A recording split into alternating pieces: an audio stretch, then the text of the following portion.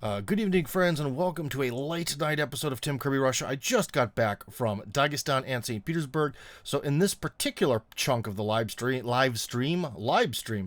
I'm going to be talking about Dagestan, and very soon on this channel there will be the part of the live stream where I talk about St. Petersburg. Oh my gosh. Yeah, guys, usually on this channel we talk a lot about politics, we talk a lot about immigration, and we talk a lot about a certain conflict in a certain former part of the Russian Empire and Soviet Union. But we're going to not do that today because I just got back, especially from Dagestan. I was on vacation with my daughter. She has allergies to the most Russian trees of all that are around Moscow, and either the trees in Dagestan don't affect her, or they all pollinate way earlier or something. So anyways, for some reason, there's no pollen there. Like when the Moscow allergy season is at its peak, in Dagestan, there is nothing. So it's a good place to escape if you have horrible spring-related tree, weed, not in the illegal not in the illegal substance sense, in the literal sense of weed, flower, whatever, allergies. Is a good place to go. Because in Dagestan, there aren't many trees. Now, if you go all the way to Chukotka, the part of Russia that's right across the water from the Bering Strait, from Alaska, there's no trees at all. In fact, they only have miniature birches that actually look more like bushes. But that's a different thing. But anyways, in Dagestan, there are not that many trees, which is one of these interesting geographical things, because we're going to talk a lot about geography today, so I got this out. So if we look over here, kind of, this is where Dagestan is. The Yandex Maps doesn't like to draw borders around anything. I think that's sort of like a political correct thing. But anyways, Dagestan is over here, and the whole like Sochi universe is over here where my mouse pointer is. And Sochi is filled with trees. In fact, you can kind of even see in the map how everything is more greener on the west half of the Caucasus Mountains, and maybe a little bit less green, especially over here, not green at all on the eastern half. Why that is, I don't know. You might have to talk to some amazing geologist. I'm sure there is a reason, but it doesn't matter because so it makes the landscape very different. One of the other interesting things about from west to east is the more west you go in the Caucasus Mountains, the more Christian things are. So if you go, to like Abkhazia, Armenia, well, Georgia's here, Armenia, there's Yerevan's, like Armenia, Georgia, Abkhazia, South Ossetia, and then up and up and up over here. Very, very Christian, okay? In fact, the Armenians claim to be the first sort of kind of nation state group that accepted Christ. So Christianity spread here quite well. On the eastern part, that's where you get into the more Islamic sort of areas where we have Azerbaijan over here. Then we get into Dagestan, and you see Grozny with Chechnya, and so on. So you have sort of the like Islamic zone to the east, okay? And that's kind of how things work out. So when you go to Dagestan, there are churches there. That was one thing that I was kind of, I won't say surprised by, but I didn't really know that there were a lot of churches. Oh, this is actually set to English primary? That's crazy. Wow, that is very unusual. But anyways, if we go up to Kaspisk, I do believe there is a church of some kind, which we can check out. Would you work? Well, one thing, guys, when you really learn to do Russian, you will grow to hate whatever key settings you set to make the languages change, because a lot of time they don't work. So this is actually in the city of Kaspisk, which is in right, like, the sort of literal geographic middle of Dagestan. So I just wanted to kind of show you that. Because everywhere in Russia there is a lot of religious diversity, even in a place that's like 98 or 97% Muslim, you still have this church, and then there's like one in Makhachkala somewhere. I don't know. Maybe I can find it quickly. Maybe this search engine will be kind. Oh, there's two. So let's see, Khram of Prince Vladimir, who brought Christianity to Russia. So let's see if we can actually see this. No. that ain't it. Can we see it from the side? Well, I guess that's about as good of a view as we're gonna get. If you can kind of sort of see it in teeny tiny pixels back there. So anyways, maybe if I wait, if I can just click on the button, maybe it'll show pictures. Oh boy. Well, they know I'm a 40-year-old man. I get a lot of that kind of advertising. But anyways, as you can see here, we've got, yes, so it's something very teeny tiny, it would seem. And that's not a cathedral. What is it? It says cathedral, but this is like tiny, or is there something behind it? I do not understand. But anyways, so just one thing for, because a lot of you guys are fairly on the religious side, so if you ever want to take a trip to Dagestan, there are actually Christian things to look at. In pretty much every part around the water here. Let me get rid of this, because, and again, this is nice that it actually is written in English if you log off. Basically, Dagestan is sort of divided between this sort of like it's sort of a big, ultimately, where the people mostly live, it's kind of this big, oh, stop this search. Stop search. You kind of, if you guys can see it here, I'll put it more centered. You kind of get into this big strip of land that goes from Derbent up through Izbirbash, that goes to Kaspisk, and goes to Mahachkala. So you kind of have this 30-kilometer strip of land that is like a big open plain. And the cool part is there's only like 6 trains a day going each direction, so like 12 in all, but if you're going the other direction, the other 6 don't matter. You actually have a train that goes all the way along this route through all the sort of 4 major cities of the region, which is amazing, absolutely amazing. The cost of the train, 75 cents, which was even better.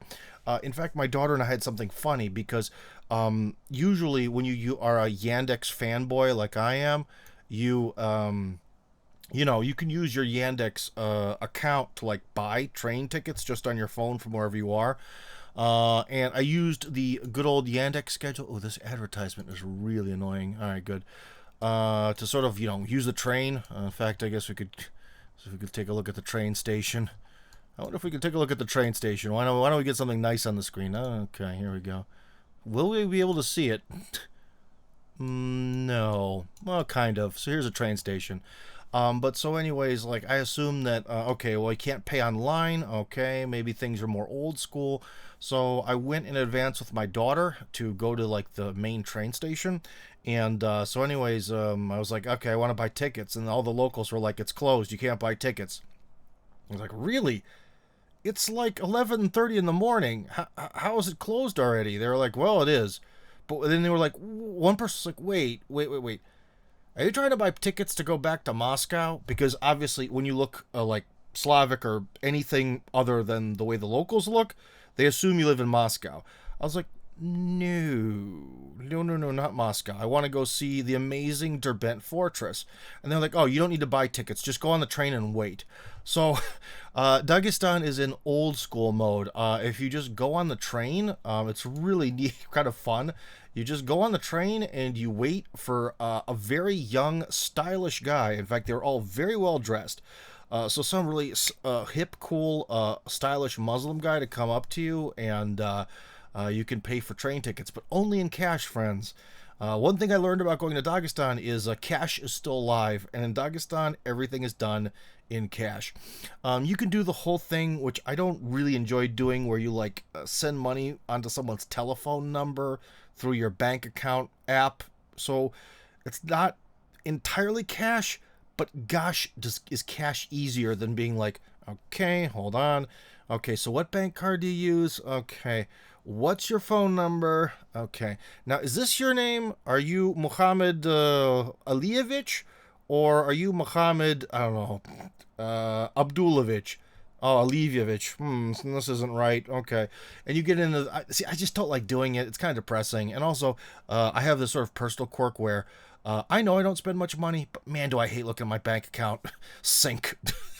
I hate that feeling, so I much prefer to pay in cash, and it was way faster. So I was addicted to cash like it was 1970, and paying for the trains in cash with my daughter. But so anyways, yeah, so the funny part is it also shows how Russia's maybe more of a safe place, because despite the fact that the tickets cost 75 cents, the stylish train conductor guys who came around, he had a fat wad of cash.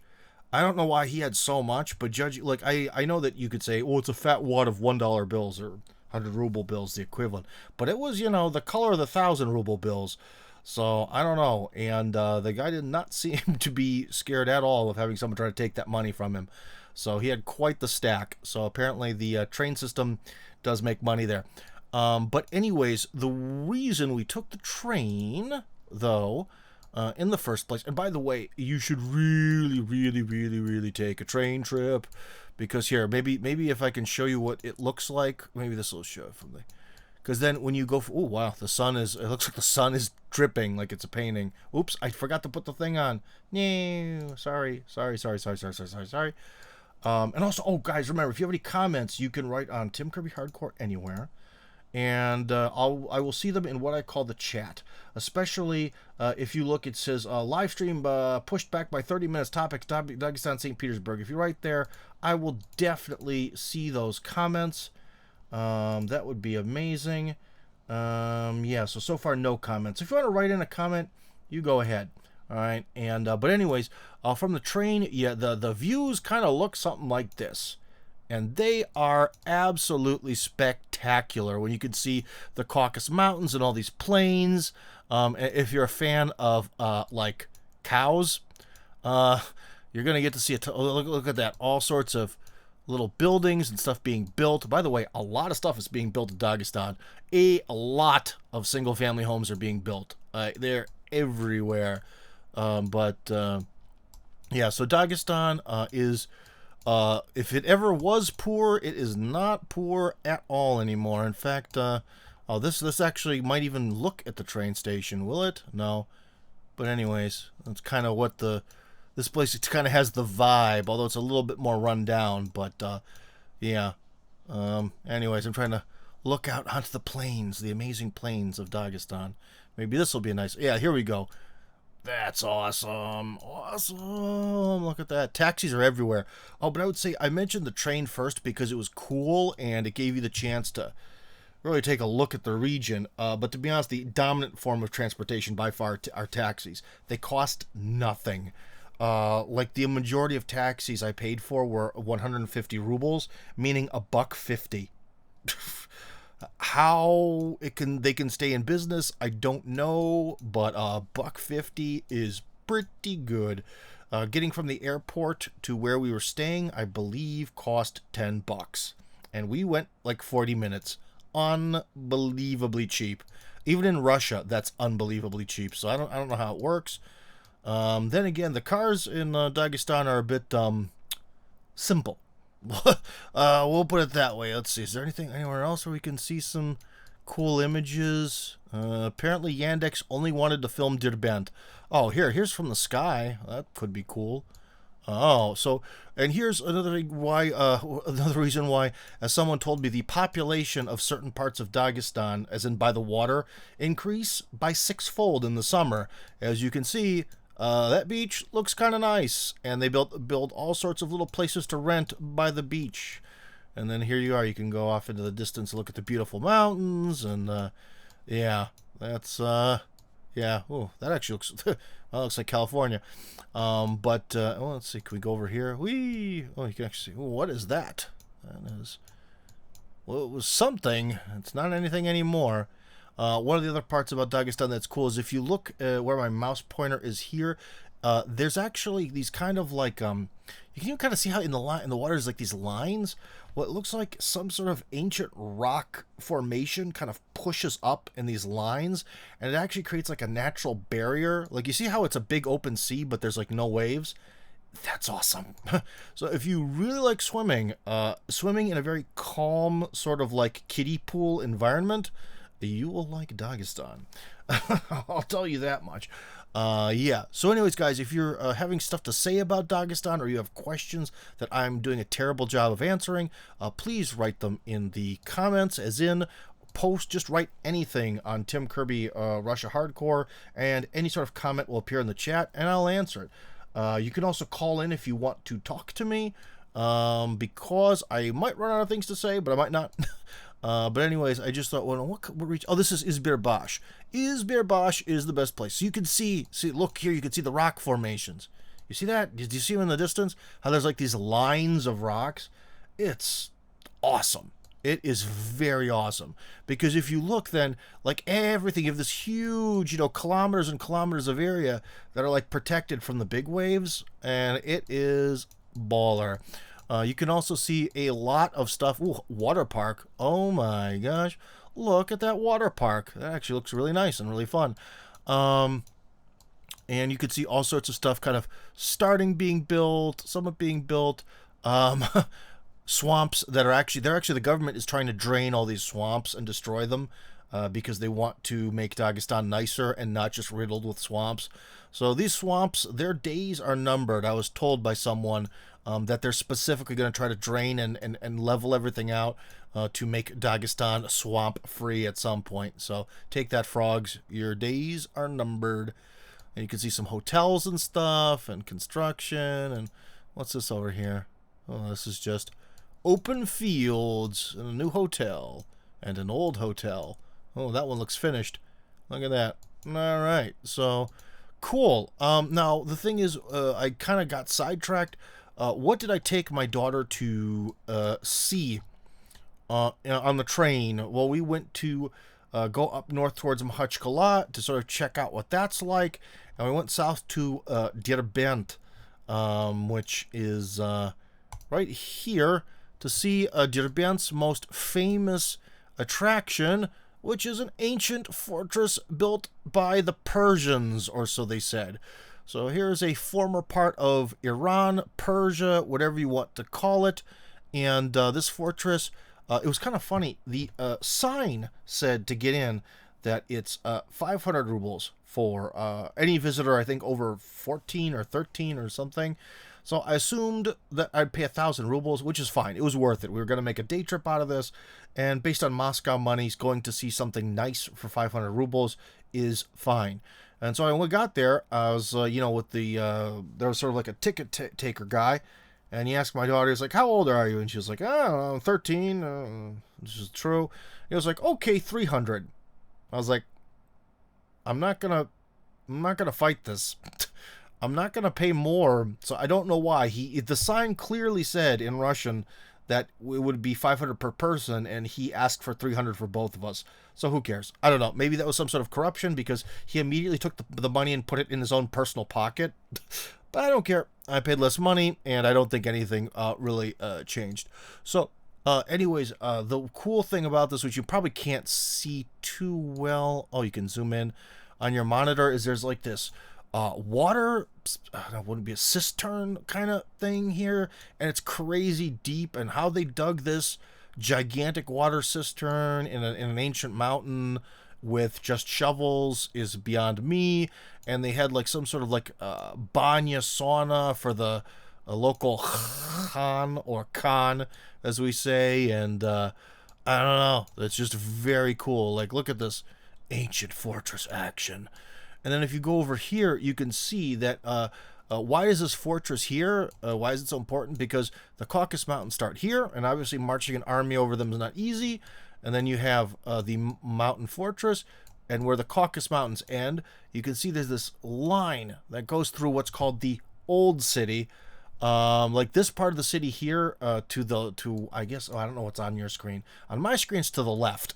I don't know if on your screen it'll be to the left. But anyways, where my mouse is kind of flailing around over here, this part of the old city is you don't see many cars in there, because I think cars are sort of only allowed for local residents, or maybe in some places they don't fit. But anyways, this is like the oldest part of the city, and it's right interconnected with the protective wall, with the wall that was built by the Persians like 1,000 years ago. That is kind of awesome. It is also awesome, like how the place where we train for American football in summer is right next to the ancient wall that protected the outskirts of Moscow, 1,000 years ago as well. So a little Moscow Derbent connection there. And the wall, or at least in ancient times, went all the way to the water. Much like Trump's wall. Goes all the way to the water in California. So you can see that this old quarter is also something where people like to kind of walk around. I don't know how much the locals really like that. Derbent, of all of Dagestan, everyone is super friendly, super crazy friendly. I would say in Derbent, they were a little bit more kind of like, just go see the fortress and like the historical stuff and leave me alone. They seem to be a little bit more kind of like, don't talk to me. But everywhere else, people really were not like that at all. So this is just amazing. I don't know what this is, a better view or a worse view. Oh, this is a very, very high up view. This is crazy high up. And this is, I guess, what the fortress looks like from very far away. Yes. You can't see it, but there's a few like graveyards next to the fortress. I didn't have the time to go check them out. Also, this patch of trees is like a national park, so you can go and just walk to this national park. We only got to see sort of the edge of it. We were running out of time because of the goofy train schedule. I don't know. Maybe this one focuses on the graveyard. Obviously grave. Oh, Dagestan. So it says Dagestan. That's. I did not see that. That I did not see. I don't know what this building is, but it's very lovely looking. Yes. And you know, people live up here. Like, if you can see like some scattered stuff in the background, because from the fortress you can see it, there's some people who just live up here with like no connection to the modern world. It's crazy. They are so they're like so close to this, and yet they're in a different universe. So yeah, in some ways I kind of envy them. And I guess this is the graveyard. It looks like a graveyard. Yeah, it is. That's the big graveyard around Dagestan. So yeah, cool stuff. Yes. Let's see. Are there any questions about this? Did I even start recording this? Yes, I did. Thank goodness. Thank goodness. Why is it work? Why is it not working? I need a producer. Oh no. How does it get there? So I think you mean, how does someone get to Dagestan? Well, that's basically, if you want to talk about doing anything in Russia, the main airport hub of all of Russia is Moscow. If you can somehow get to Moscow, you can get to anywhere. Oh, no, I messed up my hair.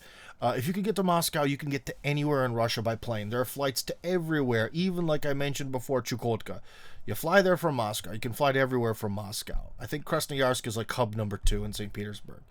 So if you're in Russia, you can, especially if it's off season, like it's not the summer months, plane tickets aren't that bad. They're like $150 or something, or maybe less.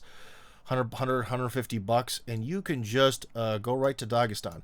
There are trains that go there because if you remember, if you've been watching this for a while, you can see that how there's the train line that you take, and it goes all the way through Dagestan, all the way up. And I mentioned that. Oh, here's the line of sort of where the train goes. But then it goes beyond all the way to Moscow. However, you should note that, for example, this train station is called the 2,280th kilometer.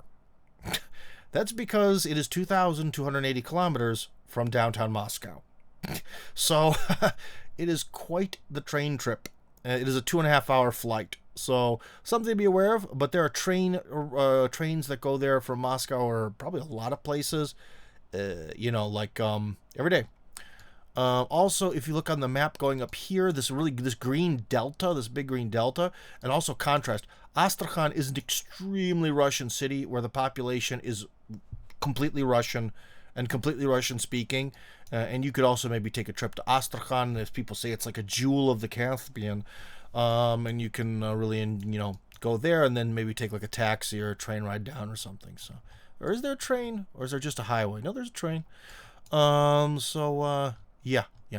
So getting there is more just a matter of getting into Russia. I also heard that obviously because in the Soviet Union, things were bigger. And as you can see, the train and all the roads go to Baku, Azerbaijan.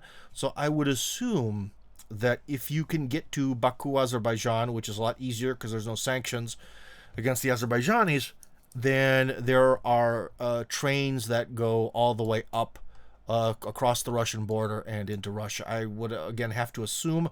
If it was really critical, talk to me and we'll look this up online. But, yeah. So, anyways, or at least there seem to be trains at the train stations advertised as going to Baku and back. So, yeah. Or I guess if you wanted to take one sort of glamorous way to go start a Russian vacation, you fly into Baku, take the train to anywhere in Dagestan, then eventually go to the airport, the Makhachkala airport, Makhachkala, the capital city, and fly up and out and away to Moscow or wherever else you want to go. So, an option for you. So here we have, oh, another question, and the mouse isn't working. Many of those gigantic gravel bar ripple formations on the eastern and north Caspian shore are the result of repeated glacial floods from the Altai area, similar to the Missoula floods in Washington state. I posted a video about this in the pipeline. Oh, okay.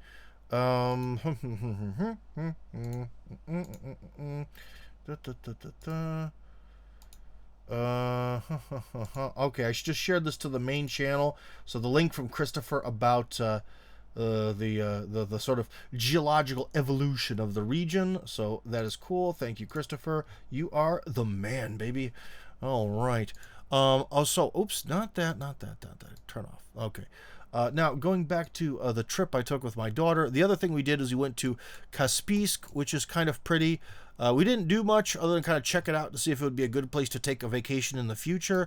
Unfortunately, it really gave off the sort of, Kevin will be offended, kind of Yalta vibes, where it like is very built up. Like if you can see by the water, everything is very...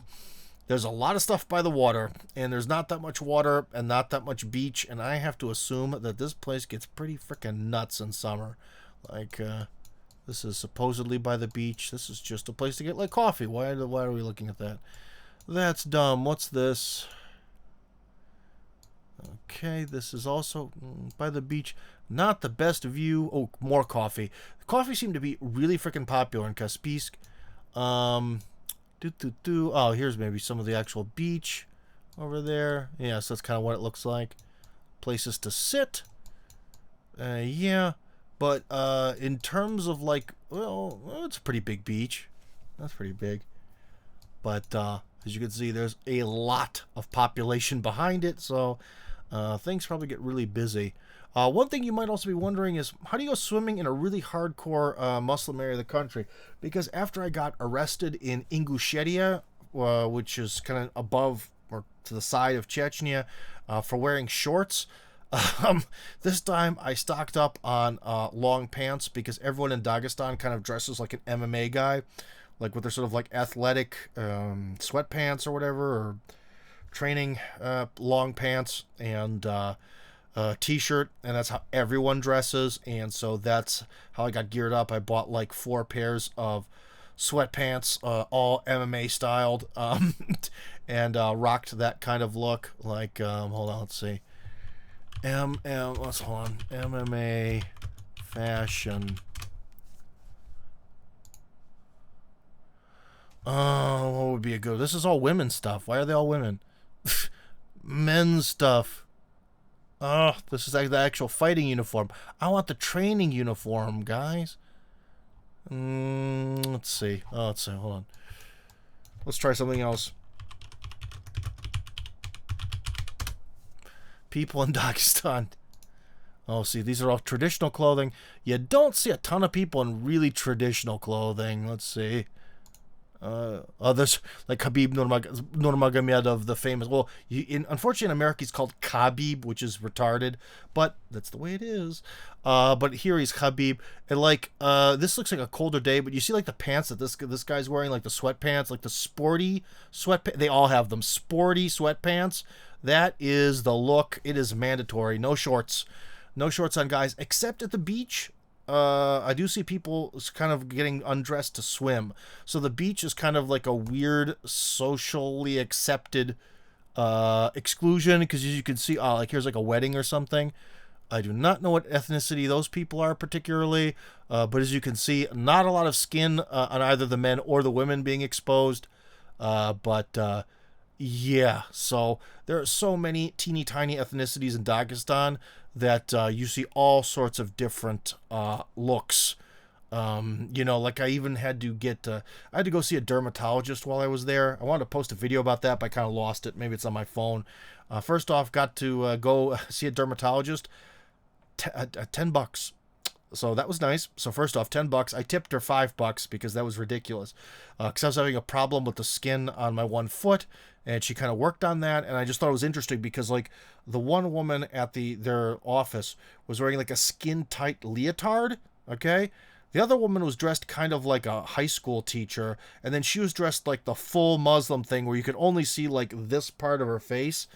So it's kind of also an interesting level of contrast of how they all work together, yet they seem to have very different interpretations of what is modest or whatever. So, yeah, yeah, yeah. Here's another good photo. Well, these guys are in jeans. This is more official. But anyways, and that's also one thing. You can always recognize the flag of Dagestan because it's just like the flag of the rest of the country. Only the white part, that's sort of like the Christian part, is green for Islam. I'm not sure if that's the actual reason, but it's a good way to remember it. It may just be a coincidence that they look so similar. But yeah. So again, the problem is when you ever look for pictures of people, they always show like these traditional costumes that they don't really wear on a day-to-day basis. Where's just normal people? Normal people. That's an old photo. It's a wedding. You see, this is not helping. Where are just normal people doing normal stuff? Everything's like a holiday or something. Well, I guess these guys, kind of maybe a little bit of a dated photo, but yeah. So, anyways, as a man, well, that's retro. But so anyways, as a man, I did not want to get busted for wearing shorts again. So I bought a bunch of long athletic pants. But there aren't like religious police or anything. I just got busted by the normal police in Ingushetia. But they just asked me to put long pants on. And I did. And that was, well, I did. And my one of my guys I work with, the cameraman, he also had to do it. So I didn't even have to pay a fine or anything. Boom. So that worked out really well. Tim gets arrested. But being arrested and let go is always a good thing. Ooh, here we have a view from the sky. Let's see. What does the sky look like over here? Between Kaspisk and Makhachkala. Is it not going to load? Ooh, that's a bad sign when you're doing a live stream. That is a bad sign when you're doing a live stream. Why aren't you loading? Oh, no. Something's wrong with that. That sucks. What is this? Why is this like this? And now nothing is working. Well, that's a shame. Is it just that region? No, yeah, it is. Okay. And so here we have another. So this is Makhachkala, which you can also see is pretty built up. And yes, it's a very developed region. The port. And yeah. All of that. So, let's see. Any other questions or comments? I guess you guys are maybe more in a political mood from me. Anyone wanting to call in? But so anyways, maybe then let's talk about sort of the political, like, I guess, aspect then of Dagestan or whatever. Or maybe some things that I think, you know what, actually, one thing that maybe I should get into if some of you guys are listening or some of our regular listeners is that, you know, there's this sort of like Midwestern, or maybe not Midwestern, like Bible Belt view of Muslims and Islam. And when you actually go to an Islamic region, everyone is really nice and really polite, and the children are very well behaved, and you get a really different look at the other side of the coin. In fact, it's kind of interesting because in Moscow, there's always some kind of ethnic fight. Some Kyrgyz are going to fight Russians, or then the Chechens will fight the Kyrgyz. And Dagestani guys are known for also being kind of hot-headed and acting up in Moscow and this, that, or the other, which is kind of an interesting social phenomenon because at home, they don't do that. And I've been told that a lot of the guys from the Caucasus Mountains, when they come to Moscow for work, they get this sort of like inferiority complex, something we've talked about with the Russians many times. And so it kind of makes them if they feel inferior, that it makes them angry, and then they're kind of angry at the local population. But at home, you don't feel that, because at home, that's home. You know, that's where they're from. That's their universe. And so you don't feel really any sort of like racial, ethnic aggression coming from them. They do not care. As long as you're respectful to them, and especially if you're dressed properly, they just don't care. So it's really interesting how the context of where a certain ethnicity is can really change your perception of things. Because the Moscow stereotype of people from the Caucasus Mountains is, all I do is fist fight over nothing, too hot-headed, always want to start trouble. You go down there and everything is calm. They're more calm than Russians. So just very interesting. Another thing I forgot to mention that's important to understand the context of Dagestan that I forgot is I keep talking about the coastline here, okay, which I should get better on the screen. So yeah, like the coastline is really important, and it's where almost everyone lives. But there are, as you can see, some spots within the mountains.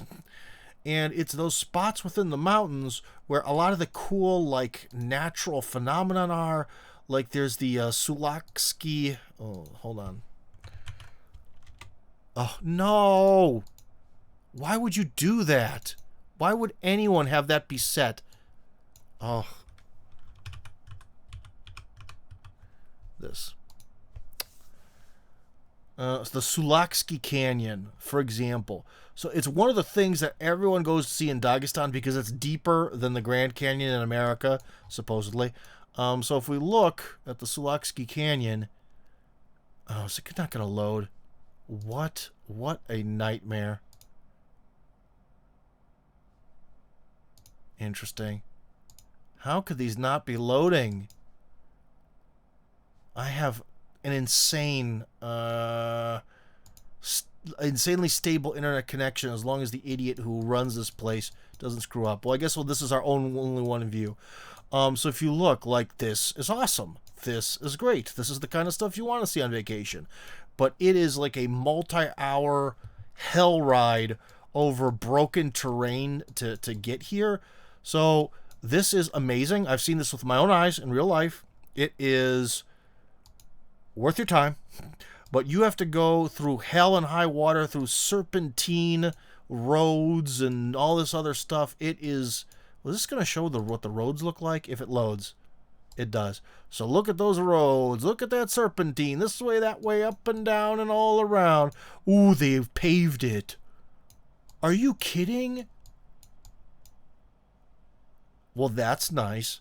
When we filmed the Sulaksky Canyon, this was a dirt road.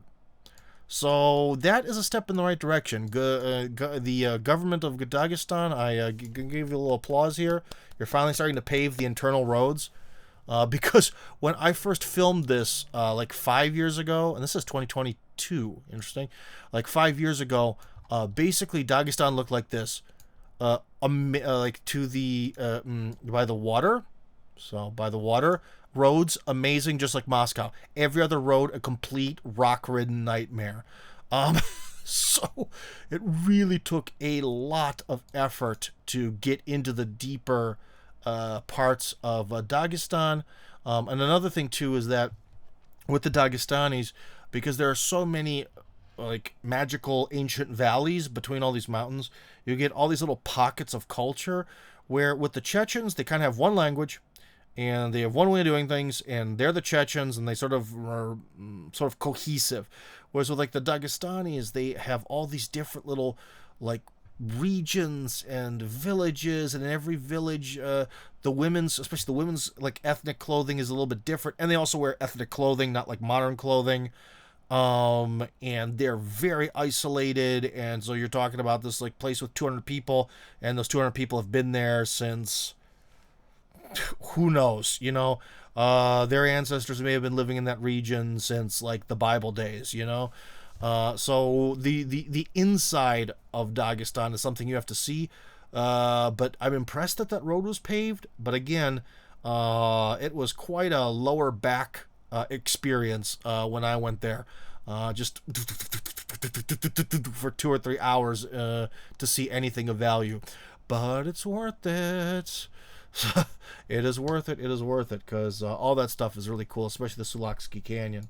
So, yeah. That's funny. Oh, comment. I'm reading a comment. That's funny that they paved the road after you were there. You must have considerable power. Well, again, I put my lower back to the test, and I don't know. Was it worth it? Who knows? But we had some really good videos. I hope they've been re-uploaded. I really hope they were re-uploaded because they took a lot of effort and money. So, but anyways, yeah. And unfortunately, a lot of the views he had on those videos were lost when YouTube stole my channel because Khabib himself shared the videos and it got like tons of views. But then YouTube took it away. They took it all away. So yeah, that is sad. But anyways, there's lots of cool stuff to see inside the country. And there are plenty of tour agencies because you can't get there on your own. Especially back in the olden days, you really couldn't get there on your own. So there are tons of tourist agencies that will take you there. I don't know which ones are good or which ones are bad because when we went, it was actually the local, like the government actually set it up. Like the Department of Tourism actually picked a tourist agency for us. So naturally, they did a really good job with everything. I don't remember what the name was, but... the driver was Yusuf, which is like Joseph in Arabic. So if the guy's named Yusuf, maybe he'll be a good driver. I don't know. But anyways, yeah. The other thing that you should keep in mind is the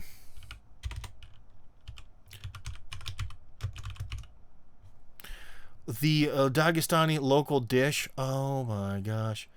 The hinkal. See, there's hinkali, which are like kind of like pilmeni from the Caucasus Mountains, but no. Hinkali are okay. What I'm talking about is the real hinkal.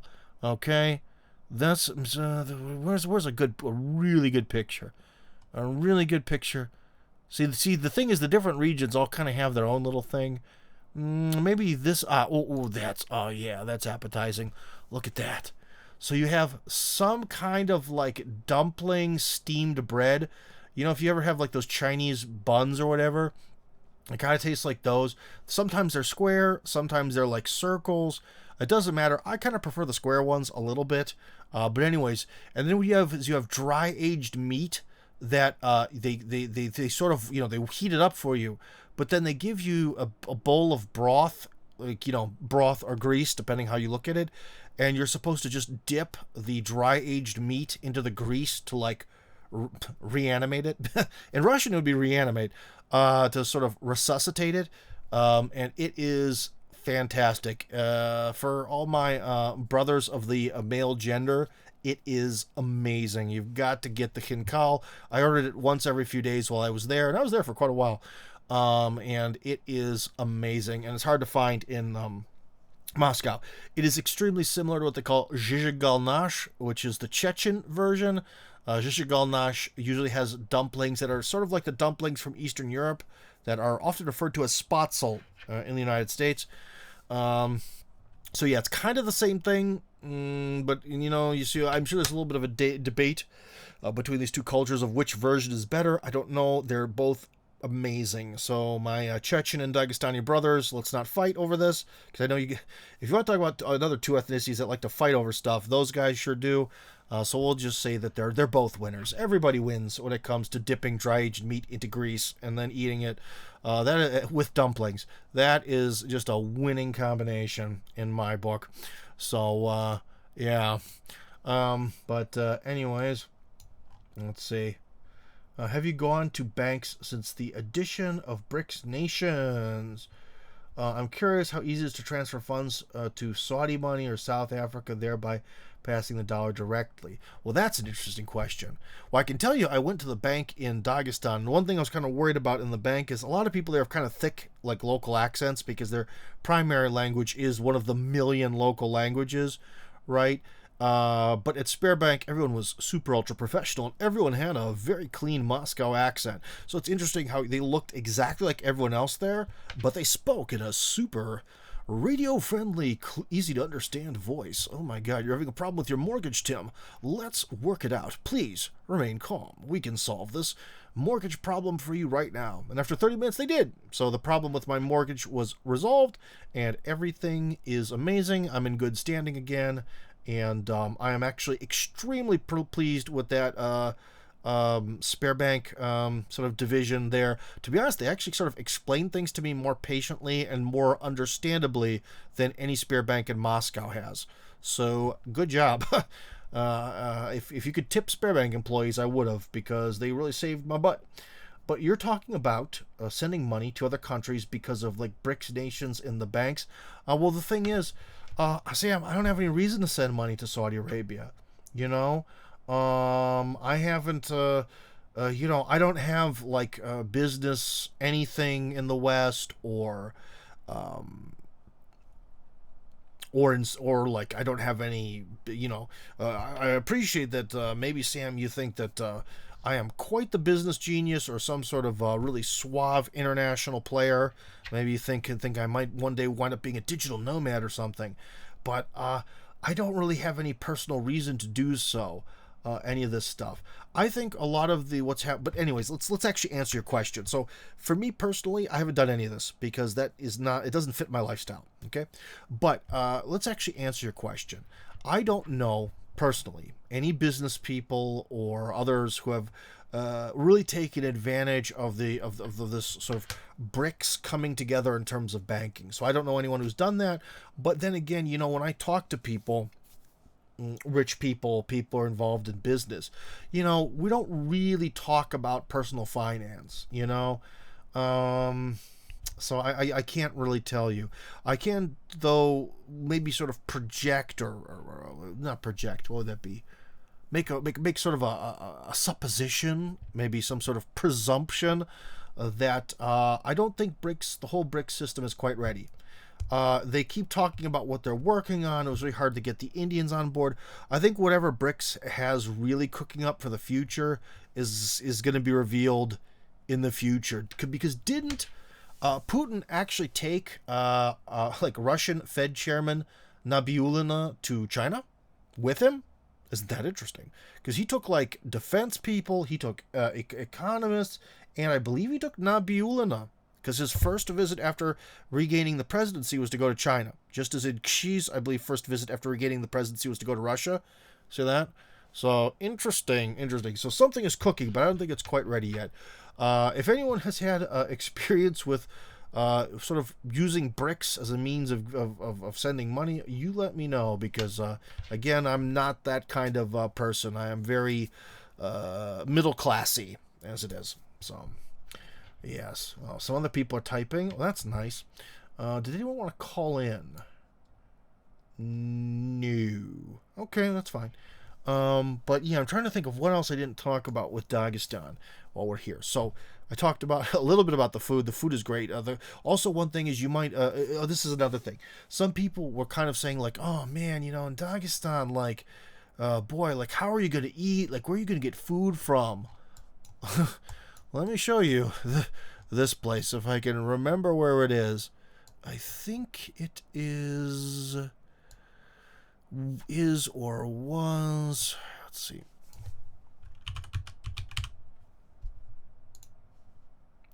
So anyways, is there a video? Oh my gosh, it's perfect. Perfect. So I'll tell you what.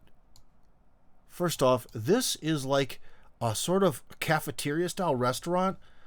It is the best cafeteria food you've ever had. Everything is amazing. Everything is from like local farms and all that. Absolutely delicious.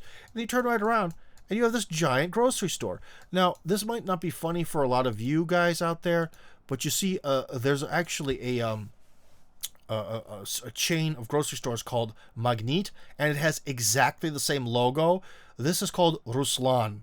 So Ruslan is the store. Ruslan is like the most generic name in Russia. I've met people named Ruslan from every ethnicity. You can be anything. You can be Christian, you can be Muslim, you can be Jewish or Buddhist. Anyone can be Ruslan. And so it's just hilarious that they chose to call it that, and that they clearly stole the logo of this other really popular chain. But anyways, in this store they have everything you could ever want except alcohol, my friends, because whoever Mr. Ruslan is, he does not support drinking. It is not in line with his Muslim values, so they only have non-alcoholic beverages there. However, I can tell you that I did meet up with a guy who sells cognac out of a bucket, and let me tell you something, nothing better than some bucket cognac. There's something about that galvanized steel.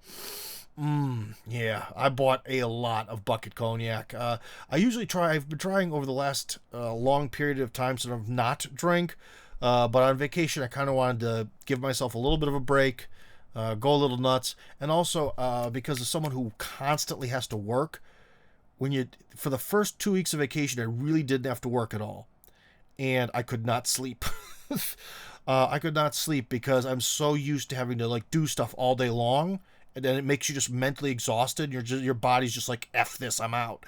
And while I was there, I was like, okay, cannot sleep.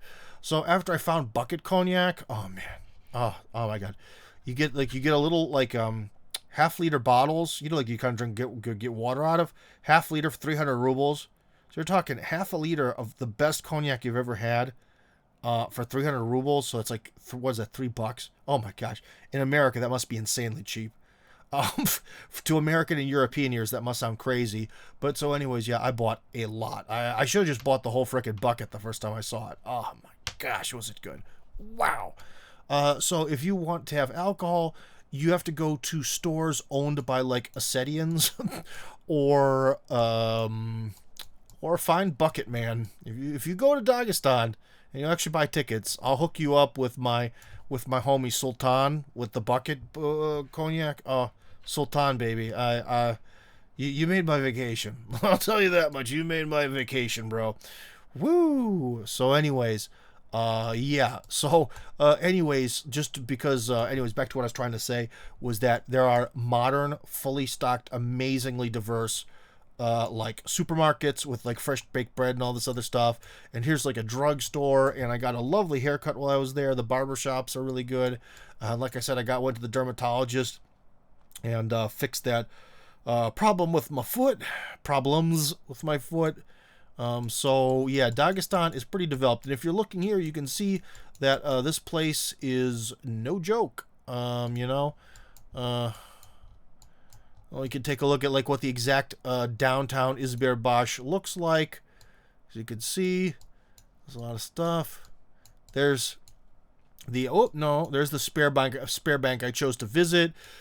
It's got like a cafe right above it for some reason. And yeah, there's all sorts of stuff here. There were some other businesses over like this way. Yeah, so this is, well, it's a very pretty building, isn't it? That building I think was finished when I walked by it. Oh, and over here wasn't there? I think over here was like an actual Magnet store. So like the fake Magnet, the Ruslan, is in the same city as like the Magnet store. Anyways, I was walking around this area. I remember because it's weird streets, like they kind of verge off in all sorts of different directions. But anyways, so you can see that there's plenty of life in all the house. Here's the new houses. House. Build. So this is like all new house building mania over here. Can we go down this little street or no? I guess we can't. Can we? Yeah. Look at all that. Oh, for the most part, all this is new. House. Insane how much building. Dogs everywhere. The dogs are friendly though, so a lot of dogs. If you're afraid of stray dogs, that might be a problem. But so anyways, it was very, very neat. Great experience. I would recommend everyone to give Dagestan a try if you're going to Russia. Obviously, it's not exactly free. I would go in the off season. I would go in April or May or September or October when it's going to be a lot cheaper and not full of tourists. So I want to take a lot of these weird little roads. Look at that. Look at that. A little store here. Man, that's a nice house. And the gate. You see that crazy gate?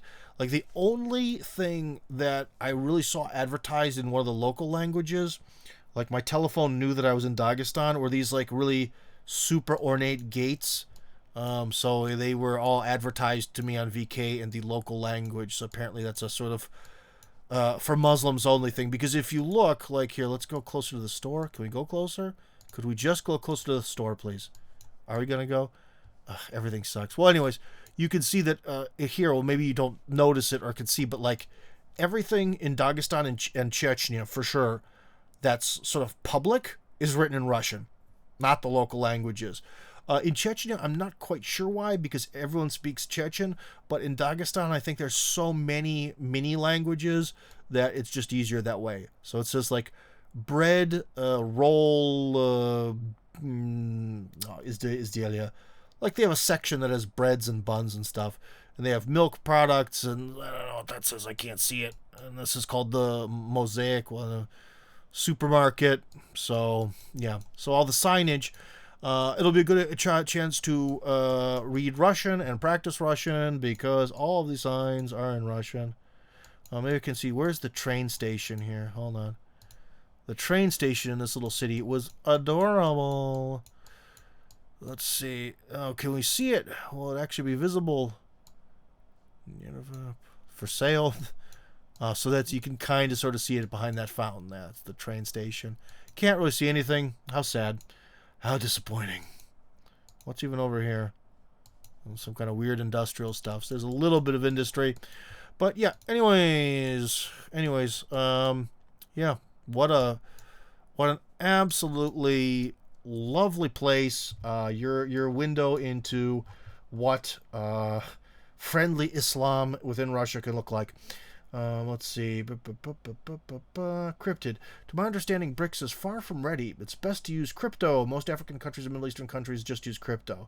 When I was working with people out of Chelyabinsk, they just used crypto. Yeah, if you know how to do crypto, it is definitely popular. But again, that is not my thing. I would rather leave money transfers up to people who want to do it. Because after I had sort of all my money stolen from Binance and all this, I'm done. I really don't like the way crypto works. It is very user unfriendly, and so I'd just rather pay someone 2% to do it for me. How's that? Old man mode, engage. BRICS is kind of idling right now. Mir, the Russian payment system, UnionPay, the Chinese payment system, and some obscure Indian system are competing for the position of Swift replacement. And India is being butthurt about China's existence as usual. Yeah, the Indians seem to be the ones who are the most picky and dragging their heels on this issue. But or at least that's what everyone says. And maybe I'm repeating lies. I hope I'm not. So, let's see. Yeah, this is why crypto is best. Doesn't rely on this country or that country getting along. It was so much easier to do business with people in India, Russia, and Japan when we were all using Solana. Yeah, I can understand that opinion about crypto. But if you're talking about big money transfers and all that, gosh, normal banking is just so much easier. You don't pay fees or anything. Well, I guess that depends, or if you really know what you're doing. Anyways, what's the update on families coming to Istra? Well, I guess I probably should have done a live stream about this, but I want to talk about Dagestan today. I was going to talk about St. Petersburg, but you know what? I'm actually getting tired, so I'm not going to. But I'll do that later. We'll do that later, because I just spent a bunch of time in St. Petersburg, too. But about the families coming to Istra, I should do a whole live stream about this, because we had our first person, put the ball, he broke the plane of the goal, you know what I mean? He scored the touchdown. He put the money down for the American village, signed all the contracts, and paid. And now, for the construction of his house for his family is going to start very, very soon. And he's going to be ready to move to Russia. So that's what's happening with the American village. And we have about 3 other families that are waiting to have everything, put in order. This is a delicate process to do legally, again, on both ends, both the Russian end and the Western end. So it is a slow process, and it's also kind of in a way, a hobby project for me and Timur. So you have to understand that it is a little on the slow side, but this person, this head of the household of numerous children and wife, he came to visit. I met with him personally. Thankfully, he was flexible about that, because I actually had to meet him at the train station to hop on a train and go to St. Petersburg. And we talked about life and all this other stuff, and yeah, he did it. He signed up, so he's the first one to cross the threshold into a life in Russia in the Istra area. So that's what's happening, and we're going to get going on that. So you're going to see videos about that, and you're going to get a lot of information about that as soon as we start building. So yeah, I'm glad to hear someone took the proper steps. If they are open to it, that would be cool to see a video series of 4 to 5 videos seeing the house built and the behind the scenes. Yes, Cryptid. Also, thank you for being a part of this channel for a long time. I am going to do my best to film as much of it as I can. The problem is that because Istra winds up being kind of on the opposite end of the universe from me, yeah, it's probably going to wind up being something like 4 to 5 videos. It'd be much better if I could sort of like live on the job site and like participate and film every day and do it like a whole like documentary experience project. But that's not realistic. That's not going to pay the bills. That is not going to that's not going to get my kids into college. So I will try to go out and film, especially the day that they either pour the foundation, or at least when the foundation's done, because you know houses kind of have these major phases where you have like the foundation phase, and then the phase when you put up the walls, and then the phase when you finally have the roof on it, and like then there's like a phase when you actually start to go on the inside, make sure all the plumbing and all that stuff. So I'm going to try to at least maybe do like one video about each major phase, you know what I mean? So because that'll show people what the houses will look like. It'll show how they're being built. We'll talk to the owner of the construction company. His wife speaks very good English, so we'll sort of be talking to him through his wife as the translator. But his wife is also engaged in the business as well. So I'll put it this way: the translation should be good because she knows what she's talking about.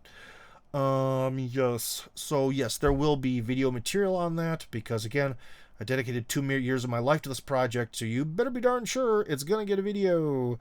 As someone who, you know, like my life is kind of this like pro blogging or whatever. Yeah, I definitely want to have some videos about this in both English and Russian. I think I'm gonna try to film everything in a way where I'm going to maybe do all the commentary later, so I can just have an English and Russian version of exactly the same video, maybe. So, yeah. So that's the update. If you had Sam, if that wasn't quite if I didn't quite answer your question the way you asked, you're free to ask for a clarification.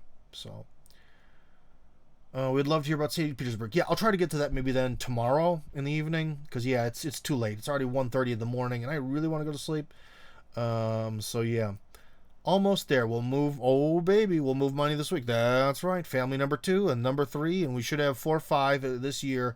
Maybe more. So this could be amazing. I would love to fill up the American Village. That would just be pure joy.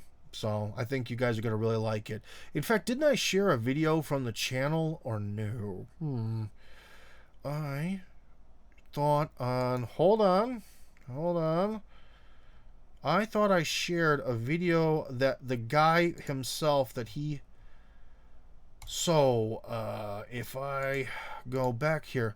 So, guys, I don't know, in the chat, I don't know how this is going to work. I don't know if you guys are going to be able to see this. But anyways, I'm going to reply to Sam. And let's see. Sam, if you follow that link, you can see that there's like a video of the water there in Istra. And that video was taken by the guy who put his money down. He was willing to sort of come on camera and talk about his decisions. I told him not to. Not until he makes the final move to Russia. Unfortunately, we live in bizarre times. We're in a bizarre World War III that doesn't need to be happening because Russia doesn't present a threat to the United States. Well, then again, it presents a threat to globalist insanity that has sort of latched itself on like a parasite to the United States. Yes, it's a threat, I guess, to this very small, teeny tiny parasite that has a huge effect, ruining it for everyone else in the United States, which is a real shame. The other 99% of people of all walks of life, but in a more traditional nation state sense, we shouldn't be doing this. There shouldn't be a war. This should be a very boring time in history.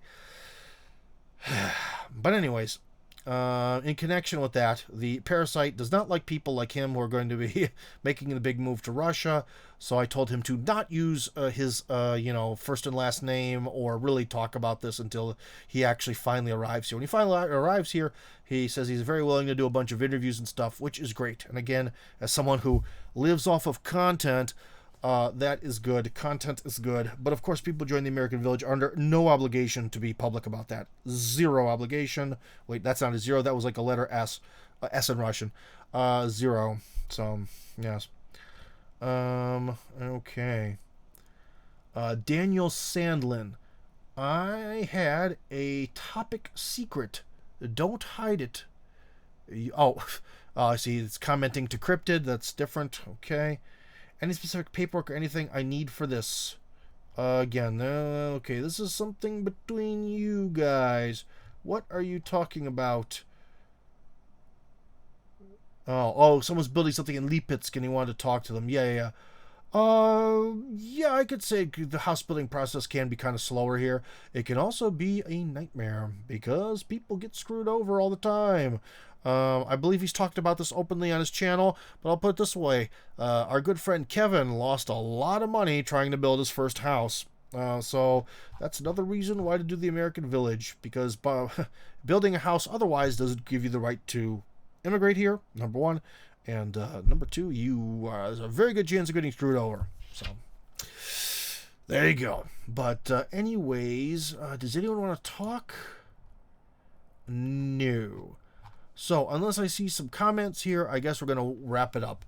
So about Dagestan, it is something I tell people have been telling people for a long time, and this opinion I'm not going to change. Is that in order to actually see Russia on a vacation, like as a foreign tourist, I believe you have to see one of the big cities, be it Moscow or St. Petersburg. You have to see a very Russian place, like, I don't know, Tula or Nizhny Novgorod or Novgorod Veliki, or I don't know, just anywhere that's a really Russian place within Russia, like the central parts of Russia. Bryansk, for example. Or unfortunately, I'd even say Belgorod, which is maybe not the nicest place to visit right now.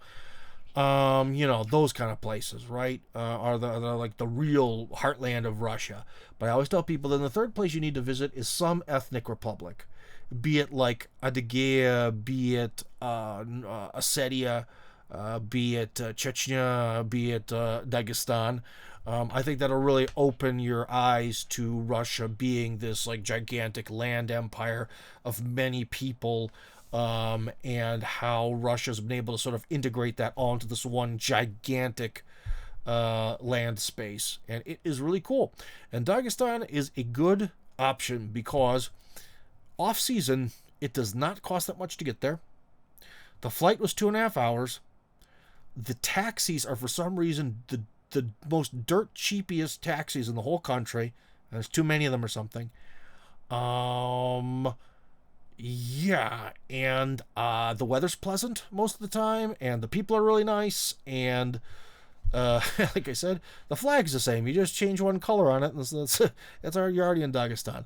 There's plenty of historical stuff, and there's plenty of natural wonder if you're willing to organize and pay for a tour guide to show you it in the deeper parts of the mountains. So all in all, I have a very favorable opinion of Dagestan. I was really impressed the first time I went there, and I am even more impressed now that I've been there 3 times. I don't even remember. This is the problem. I just know I've been in a region. I can't remember how many times I've been there. But I've been there for work. I've been there as a tourist. They're both awesome. Like even my daughter had to take a test for school, and they even had like a whole like copy center, like a Kinko's, but not called Kinko's, in this little place in Dagestan we were saying. Unbelievable. That's amazing. So, anyways, I was thrilled with Dagestan. We're going to do a last message or call-in check, and then I'm going to vanish. Hey, Tim, is Tatar similar to Turkic Central Asian languages like Kazakh, Uzbek, or even the Caucasus languages? Well, this is something, Bakani, you'd want to look up on the internet. I believe Tatar, judging by some of the things they say, is in the same group that Kazakh is, and Kyrgyz. Kyrgyz and Kazakh are very close. But when it comes to, like, especially when it's this late at night, I don't want to do a true linguistic analysis, but there's a lot of things between them. Like, I believe in Tatar, like, thank you is like Rahmat, but in Kazakh it's Rahmet. And there's a lot of stuff like that. Like in Kazakh, it's Shurpa, and in Tatarstan it's Shorpa, the best soup ever. Well, not the best. The best is Lagman, but soup number 2 in the world. So there's a lot of things where the words are very close, but a little different. I would say it's kind of like the difference between Russian and Polish, like at that level. Like in Russian, it's if something is white, it's bialy, and in Polish it'd be biały or whatever. Or it was była in Polish, była in Russian. You know, as an example. Or złoty means something, a male thing is golden in Polish, and in Russian it would be zolotoy. But even though it sounds different, złot, zalot, but you know, you put them together, there's a lot of similarities there. So I think that that's kind of the thing that you're getting. Kyrgyz has a lot of double letters in it, judging by their signs. So there's some sort of like elongated double letter action that they have that the other languages of that group don't seem to have. You don't see a bunch of like o, u kind of stuff going on. So, yeah, but the Caucasus Mountains are very linguistically diverse. So, like Georgian, you know, the national language of Georgia, is a language isolate. There's only Georgian. It's its own group, it's its own thing, and that's it. Armenian is Indo-European, like a lot of other languages. And of course, there's Russian there, which is also Indo-European, but Slavic, right? And the Chechen language is unique. And with Ingushetian, and I think they might also be language isolates. Don't hold me to that. Dagestan has so many languages that, like, I'm sure some of them are related to like Farsi. You know, in Azerbaijan, the way they speak is very similar to Turkish. In fact, I talked to someone from Azerbaijan, and they just said they set their phone to Turkish and didn't care. So, boy, you're getting into, I guess maybe you could say the Caucasus Mountains really are this, like, true crossroads of languages. And if you really want to go nuts, crack open your Wikipedia and start looking at all of these billions of micro languages that are all located there. So they're all quite different. So, let's see. Dawn, yes. He says dawn in two situations. Yeah. Well, a lot of people in that particular part, when they speak Russian, they use the word dawn, which means something in the local language, and it's sort of like a holdover. So yeah. Let's see. Apologies. I think they're talking about maybe Kadyrov here in the chat. I don't know. Don.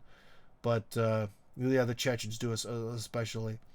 Thanks for the info. Learning Russian as well, man. I think it's going to be easy. Well, you can always check out the people at Smart Russian. Remember, Smart Russian is the official Russian language partner of the American Village, but you don't have to be a member of the American Village in order to use their services. So sign up to Smart Russian and tell them that I sent you, because the price will be better. You might not believe me, but it's true. So tell them that Tim sent you. Go over to Smart Russian and yes. Let me try to find their site. I hate switching the languages on the keyboard. It never wants to. It never wants to change. There we go. That's smartrussian.global. Why couldn't I memorize that? It's such a logical name, too. So anyways, here. Oops. Nope, that's not how you do it. So anyways, follow that link and tell them that I sent you, and you will get a good, fair price and priority over other people. So, have you had any luck visiting China? So, I don't know what's going on with that. I don't think that's talking to me. My favorite soup is also Lagman. Daniel, you are my Lagman brother. Unfortunately, I see sometimes, because I've had to give so many interviews in Russia, that I try to make them interesting for me. Like, I can only say how many times that, like, they're like, what was your first impression of Russia? And I always tell them, there's a lot of concrete here. They're like, what? What the fuck? You weird foreign idiot. You're supposed to say, wow, I was afraid of everything. As such a naive, weak foreigner, I was afraid of everything. And I thought that there would be bears in the streets. You're supposed to tell them what they want to hear. And I never do. And so always interviews with me kind of suck. So even though people constantly want them, so I kind of have to like bake stuff up. So my new thing is I kind of realized that, to be honest, I actually kind of like Muslim food in Russia better than the Russian food overall. Like my favorite things are zhizhigalnash, hinkal, padagastansky, lagman, shorpa, plov. Like that's my favorite. Those are my favorites, right? So that's my new thing. I troll them. They're like, "What's your favorite Russian food?" And I'll be like, "Freaking lagman, hinkal, padagastansky, bratan." You know, and that always gets a real rise out of them. But that's not Russian. So, yeah. Verbal tick like I'm working on it. Yeah. Dawn is kind of like it's something like that. It's like there's a lot of uhs and ums coming out of me, that's for sure. Be upfront on your visa application and be aware any training counts as weapons training, even safety classes. Ooh, I think you're referring to another country here. I don't know if that's ever come up here. Will you be issued a bear with your passport? Oh, Christopher, when you do start living in Russia, if you're going to be socializing with a lot of, let's just say, normies in Russia, get ready to hear the same 20 questions over and over and over again. Especially, they will say to you, a significant percentage of these people, the same unfunny joke. And it's not funny because it's not related to reality. What, when you were coming here, didn't you expect there to be bears walking in the streets? Always this thing with the bears in the streets. So again, because I like to kind of mess with people and I have to make these interviews interesting. I'm dying here, guys. I'm psychologically dying from all these interviews. So I just usually, my favorite thing is this, like, no, I was told by my government that you all live in a concentration camp. And that usually gets them in a weird sort of mood. Their reaction is like, what? How could you say something like that? I don't understand. So it kind of always makes the interview more juicy if you kind of come back at them with something like that. But get ready. You'll hear this. You'll still hear this, especially from people in more my age range. Again, the Russian people who are like 20 years old or young, the Putin babies who have only known Putin, boy, their perception of Russia is, I'll put it this way, a lot more positive and a lot more realistic. They don't tend to say dumb stuff like that. But my generation, the babies of the USSR, or kids of the USSR, or whatever it translate to, yeah, we're twits. Kavkaz halal. Oh, because like I said, in Dagestan, there is no alcohol at major stores, but everything is halal. So if any of you guys actually are Muslims, and you've been maybe concerned about the Russian propensity for eating raw pork fat and all that stuff, well, in Dagestan, everything is halal. Even candy. I don't know how candy could not be halal, but it says it is. So there you go. So yeah, everything is listed that way. And so, like, to be honest, the hot dogs there look weird, but they're really good. You get like the turkey, beef, cheese hot dogs.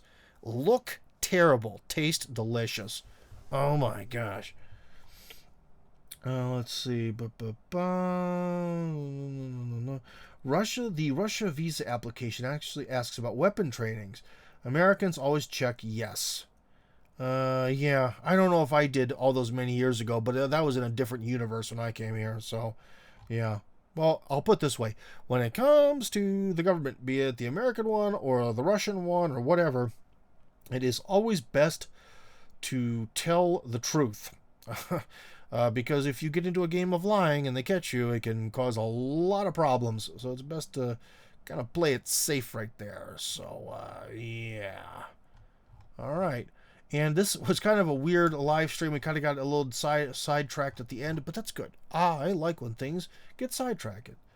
Imagine Putin eating Kavkaz halal and greeting. I'm sorry, I always see that word in the Russian pronunciation. So halal is that the way we're supposed to say it in English? Halal. Well, in Russian it's halal. It's a lot. That's the way I was introduced to the words. That's the way it comes out of my brain. But imagine Putin eating halal and greeting Ramzan saying Assalamu alaikum. Oh, that's another thing. Everyone in the default thing to say in Dagestan is Assalamu alaikum. Everyone says it to everyone. So get ready with your alaikum assalam, because my Moscow answers of like Dzień dobry, zdarova, and that get your your alaikum assalam game going for your response there. So yeah, so that's like the default way to say hi. So it's a little bit different, but yeah. Anyways, I guess that's it. So I'm glad you guys enjoyed this live stream. How do I know you enjoyed it? There's still over 20 people watching, and there are 20 people when I started. So that means at least someone liked this. So anyways, guys, I'm going to go to sleep. You all have a fantastic day.